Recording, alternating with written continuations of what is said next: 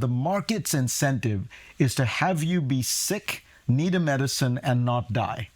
Right, like if you have diabetes, that's perfect for the market because you're going to be on that every for the month, rest right? of your life. Yeah. Whereas the best thing for health is for you to be is prevention, for you to never eat, that.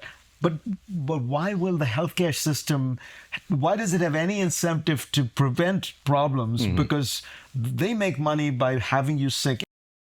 Today we're watching Fareed Zakaria join Andrew Schulz to talk about America's broken healthcare system. Fareed calls out how the market makes money by keeping you sick. Let's watch how Fareed Zakaria destroys Andrew Schulz in this heated debate. That puts them out of the business. problem, right? Yeah. So it's an interesting kind of market failure, and that's where I think you need the government. Yeah. And we don't do government that well. If you look at Singapore and Taiwan and South Korea, where they have good healthcare systems, which are very low cost, it's because they do government really well. They're very, They also very have a lot of good at it. faith in their government. I think Yeah. that in the inception of America, right, it's baked it to resent, to Totally. fight back. Totally. Yeah. It's decentralized. It's inherently fragmented. And we're anti-state by get the government off my back. Exactly. Do you think we can pull off universal health care?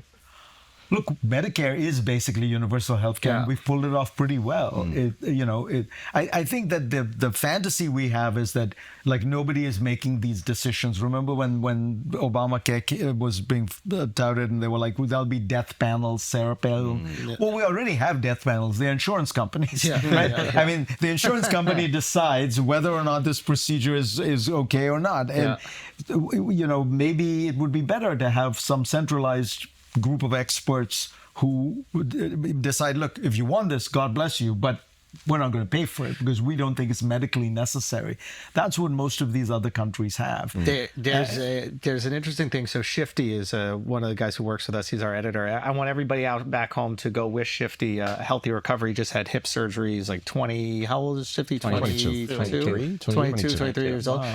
And but what's quite interesting is he had health insurance, but navigating the claim process is virtually impossible. Yeah. Right. So what Shifty did, and this is to Mark's point earlier, is he just input everything in ChatGPT, and his insurance paid for it. Yeah. He goes, I would never have been able to do this alone. I would have to hire, I think they're called a health advocate or something like that. probably, He goes, but he had AI do it for him. Hold up. Do you hear what Andrew just said? His friend had to use AI just to get his insurance company to pay what they already owed him.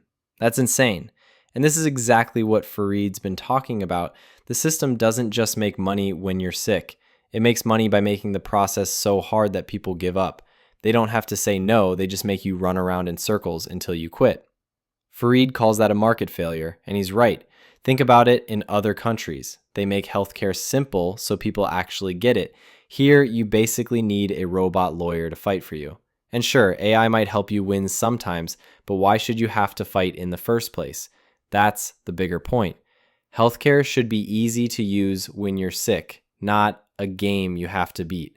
So what do we really want? A system that works for everyone, or one that only works if you can outsmart it? So in the same way that you see on Twitter, somebody posts some crazy fake news headline, and then Grok immediately, or people ask Grok to, is this true? Verify and then this, yeah. Grok verifies it.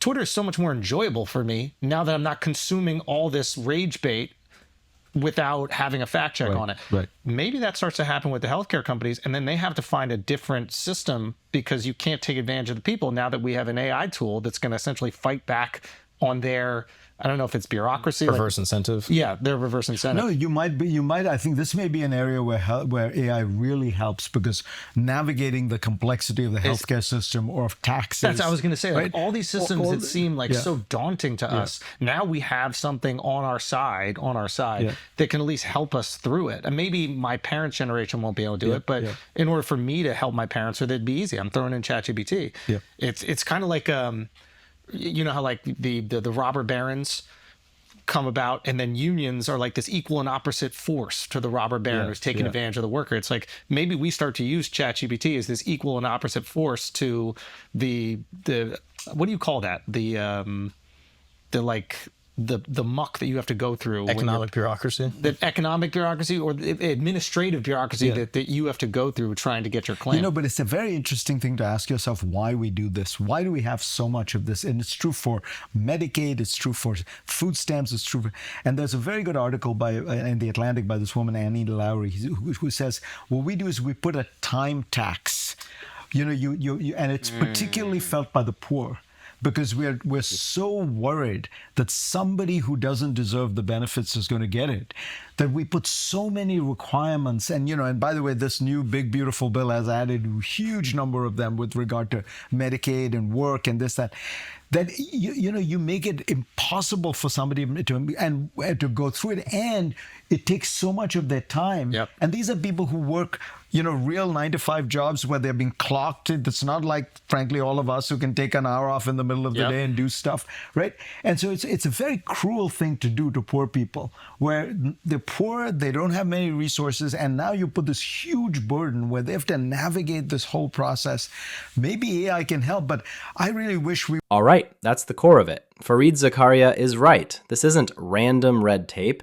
It's a time tax designed to wear people down. Andrew Schulz's AI story proves the point. If you need a bot to get the care you already paid for, the system is built to make you quit. That's not free market, that's paywall care. My take? Set a universal automatic baseline so people get care fast with decisions made by medical experts, not insurance profit rules. Let private extras exist if you want. Fine, but the floor should be solid when you're sick. If you're with me on that, hit like, drop a comment, and subscribe.